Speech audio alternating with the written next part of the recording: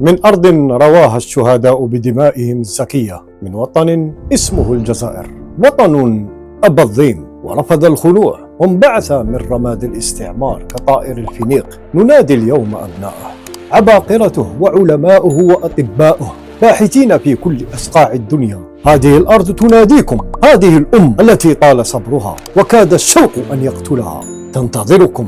لقد قال شيخنا عبد الحميد بن باديس إمام النهضة الجزائرية بكلمات سطرت بمداد النور: شعب الجزائر مسلم وإلى العروبة ينتسب، من قال حاد عن أصله أو قال مات فقد كذب.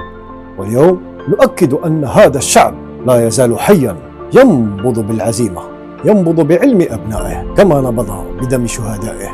لم نعد بحاجة لدماء تسكب، فدماء أجدادنا قد روت هذه الأرض بما يكفي، بل نحتاج لأفكار أن تزرع لتورق الأشجار من التقدم والازدهار. نحتاج لعقول تكرس وفاءها لوطن يستحق التضحية. أهلا بكم في ساعة الصفر. الجزائر لا تنادي عبثا، تنادي حينما يشتد الخطر وتحدق التحديات، تنادي حينما يلامس الشوق كبدها وهي ترى أبناؤها يضيئون سماء الغرب. فهل من مجيب؟ هل من عودة كريمة لأرض تنبض بالكرامة؟ من قلب الأغواط، من عمق الصحراء الجزائرية التي خبأت كنوز عظيمة، خرج رجل لم تمنعه الصعوبات من الحلم بل زادته إصرارا. المهندس بومدين خلوفي، الحاصل على شهادة مهندس دولة في الكيمياء، كرس حياته في البحث العلمي في مختبر بسيط صنعه بجهده الشخصي بإمكانيات متواضعة، لكن العزيمة لا تلين. لقد ابتكر دواء فعالا ضد السرطان، وسمادا عضويا صديقا للبيئة، جهازا متطورا لكشف المياه الجوفية بدقة عالية، وأنتج عسلا طبيعيا يقوي المناعة. إنه نموذج حي لما يمكن أن يفعله العقل الجزائري إذا منح فرصة أو أخذ بزمام المبادرة.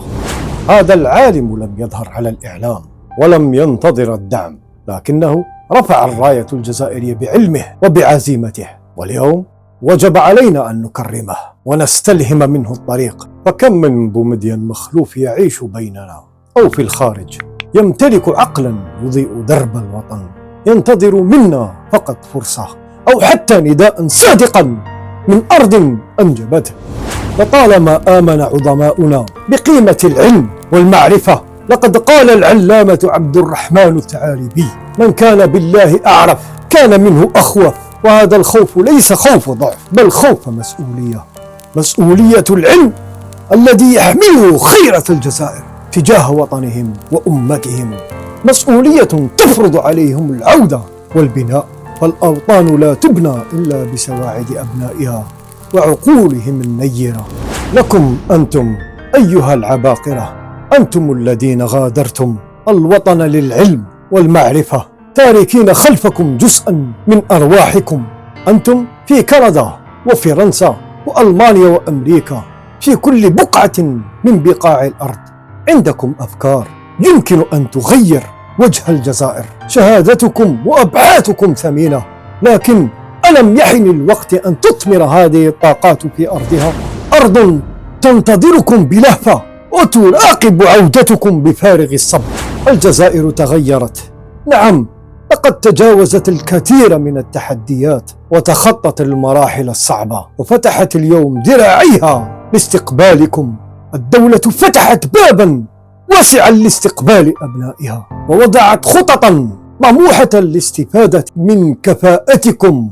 من حق الجزائر أن تستفيد منكم، فهي أولى بكم من غيرها. إن عودة صادقة من وطن يرى فيكم مستقبله، يرى فيكم قوة حقيقية التي ستبني غدا مشرقا.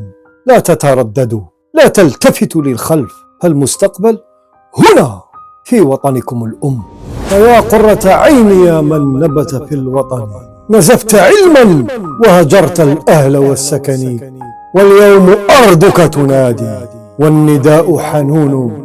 لا تديها وحيدة فالقلب بك مرهون. عد يا ابن الجزائر فالوطن ينتظر، لتزرع الأفكار ويشرق الأمل. تذكروا من قدموا أرواحهم دون مقابل، تذكروا من ودع أبناؤهم وزوجاتهم وعلت أرواحهم شهداء دون وعد بالرجوع. لقد دفعوا ثمنا غاليا جدا لتعيش الجزائر حرة مستقلة. اليوم الجزائر لا تطلب منكم دما، بل تطلب علما، إخلاصا ووفاء. هذه الساعة الصفر، ساعة القرار المصيري. الوطن يناديكم، هل أنتم على موعد؟ هل تدركون أن عودتكم ليست مجرد خيار، بل هو واجب وطني مقدس، تكملة لمسيرة من ضحوا بأغلى ما يملكون؟ لقد جسد الأمير عبد القادر رمز المقاومة الجزائرية أسمى معاني الوفاء للوطن عندما قال: لو كان الوطن من ذهب ما كان أغلى من الحرية. هذا التعبير يجسد بعمق فكرة أن حرية الأوطان أغلى من أي ثروة مالية حتى ولو كانت من الذهب. واليوم حرية الوطن لا تقاس بالسيادة ولا بالسياسة، بل بمدى استقلاله العلمي والتكنولوجي، بمدى قدرته على توفير الحياة الكريمة لأبنائه. وهذا لن يتحقق إلا بعودتكم وبنائكم. لا تظنوا أنكم في غنى عن الوطن، فالوطن هو سند وظهر، والعودة إليه هي الاستثمار لا يقدر بثمن لكم ولأجيالكم القادمة. في ظل قيادة الرئيس عبد المجيد تبون، الجزائر تدخل مرحلة جديدة من تكوين والنهوض. هناك صناديق لدعم مشاريع التكنولوجيا، حاضنات للمبتكرين والمخترعين، تسهيلات غير مسبوقة للعودة، ومبادرات لتشبيك بين الجامعات الجزائرية ومركز البحث بالخارج. الرجوع ليست خسارة، بل استثمار الفخر ومشاركة فعالة في صناعة الجزائر قوية مستقلة. الجزائر تليق بتضحيات الأجداد وآمال الأحفاد. فخامة الرئيس عبد المجيد تبون، يا رئيس الجزائر، إن نداء الوطن اليوم يرتفع ليبلغ مسامعكم.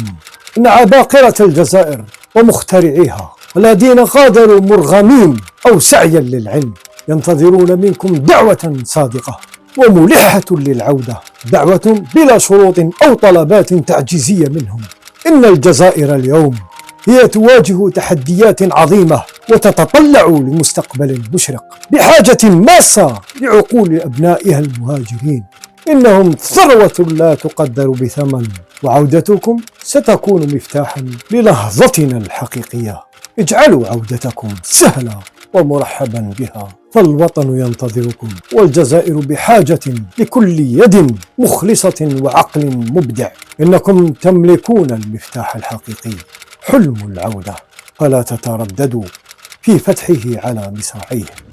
أنت، نعم أنت المخترع، وأنت الطبيبة، أنتم صناع الغد.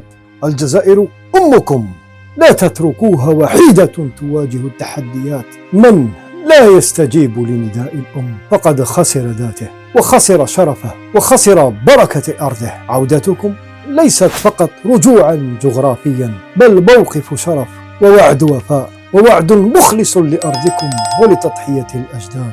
نحتاجوكم في المختبر وفي المصنع وفي المدرسة وفي الإدارة وفي كل زاوية من زوايا هذا الوطن.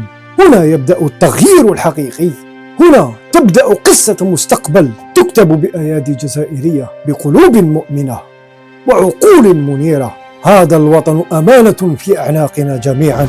لقد وصف المفكر الكبير مالك بن نبي التحدي الكبير لأمتنا قائلا: المشكل ليست في أن تنجح الفكرة، بل في أن تنجح الأمة. ونجاح أمتنا الجزائرية اليوم مرهون بجمع شتات عقولها واستثمار طاقتها في أرضها، ليتحول حلم التنمية إلى واقع ملموس، وليكن لنا مكانة تليق بتاريخنا وحضارتنا.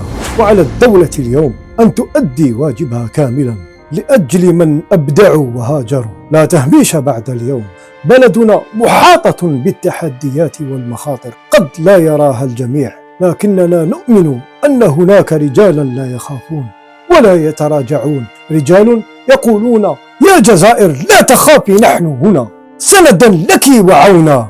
رجالا يفهمون أن حب الوطن من الإيمان، وأن صوته هو صوت الحق الذي لا يعلو عليه صوت. فحي على الوطن، حي على النور، حي على الحقيقة. الجزائر تناديكم، فهل من مجيب؟ أشهد أن لا إله إلا الله، أشهد أن لا